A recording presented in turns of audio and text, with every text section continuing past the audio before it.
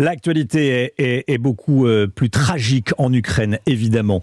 19e jour de guerre en Ukraine. La Russie intensifie ses frappes. Il y a eu au moins 2 morts, selon les Ukrainiens, lors de tirs sur des immeubles résidentiels à Kiev ce matin. Zoé Pallier avec nous. Bonjour Zoé. Bonjour. Zoé, déjà, que sait-on de ce qui s'est passé ce matin ?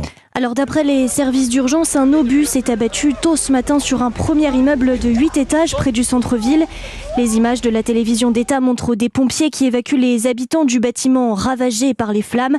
Et puis selon la mairie, un deuxième bombardement plus tard dans la matinée a visé une usine aéronautique et touché un autre immeuble résidentiel.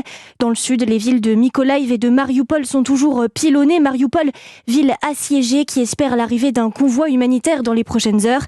Et de leur côté, les séparatistes pro-russes de Donetsk affirment qu'une frappe ukrainienne a fait 9 morts et une vingtaine de blessés ce matin.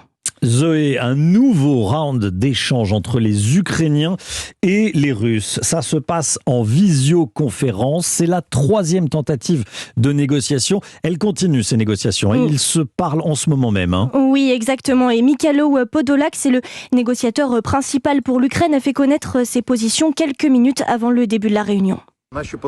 Nos positions restent inchangées. La paix, le cessez-le-feu immédiat, le retrait de toutes les troupes russes. Et ce n'est qu'après cela que nous pourrons parler de certaines relations de voisinage, de certains accords politiques. Alors, on le disait, ces pourparlers sont toujours en cours dans un contexte malgré tout un peu plus favorable que lors des précédents échanges qui s'étaient déroulés à la frontière avec le Bélarus.